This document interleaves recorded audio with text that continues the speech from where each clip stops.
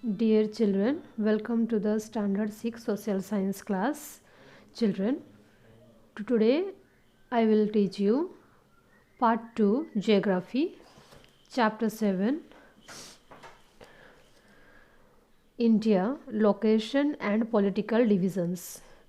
All of you kindly open at page number 167. So, we already know India is a part of the continent of Asia. It is one of the largest countries of the world.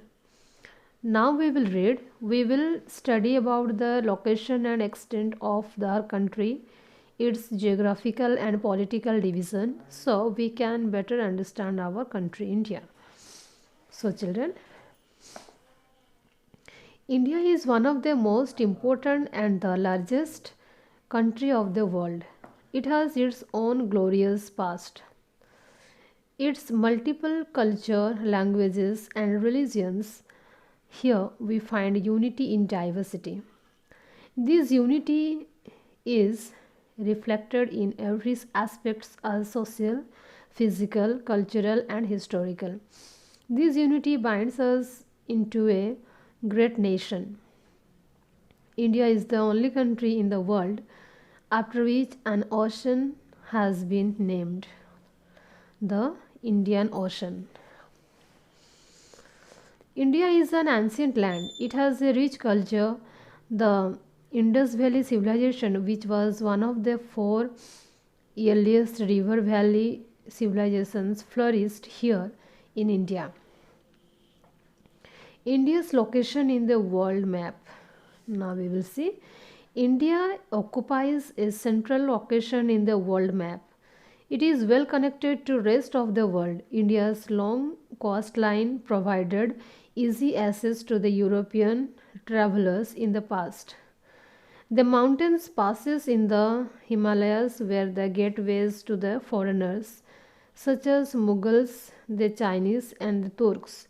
India's crucial geographic location helped in establishing contacts and relations with the rest of the world. India is the seventh largest country of the world and the third largest country of Asia. It occupies a largest part of South Asia. It is spread over an area of 3.28 million square kilometer after China. It is the second, children, turn the page. It is the second most populous country with a population of 1.12 billion. It is the largest democracy in the world, but India accounts for nearly 60% of the world's population and 2.42% of the total land area. Now we will see location.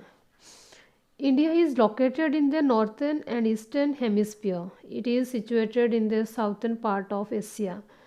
At the head of the Indian Ocean, the Tropic of Cancer divides it in two parts, the northern India and the Deccan and Peninsula India. It passes nearly midway across India through Gujarat, Rajasthan, Madhya Pradesh, Chhattisgarh, Jharkhand, West Bengal, Tripura and Mizoram. As a result, southern half of India lies in the tropical heat zone and the northern half lies in the subtropical heat zone of the northern hemisphere. So this is the reason that the climate conditions of southern India are quite different from that of northern India. So children, next we will discuss extent, latitudinal and longitudinal extent. From south to north, India extends between 8 degree 41 north and 37 degree 6 north latitudes. From west to east, India extends between 68 degree 7 east and 97 degree 25 east longitudes. It means that the sun rises 2 hours earlier in the easternmost part of India in Arunachal Pradesh than in the westernmost part of India in Dwarka in Gujarat. It may create confusion in time at different places. We have accepted 82 degree 30 east longitude as the standard meridian of India. So, avoid this confusion. The local time at this meridian has been accepted as the standard time all over India. It has brought harmony in time throughout the country. The standard meridian provides for the exact difference of 5 hours and 30 minutes between the Greenwich Meridian Time and IST. As India is located towards the east of Greenwich, the IST is ahead of GMT by 5 hours and 30 minutes. Next, we will see main boundaries Himalayas.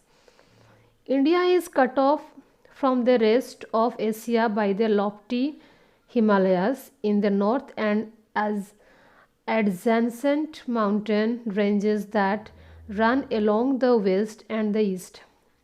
The Himalayas act as a barrier and protect the country from the icy cold winds of Central Asia. Coastline. India has a regular coastline on the both side of the southern peninsula. The total length of India's coastline is 6,100 km, while the land frontier is about 15,200 km long. The southernmost point of the Indian mainland is Cape Comorin near Kanyakumari. At this point, three seas converge. Okay, students, thank you.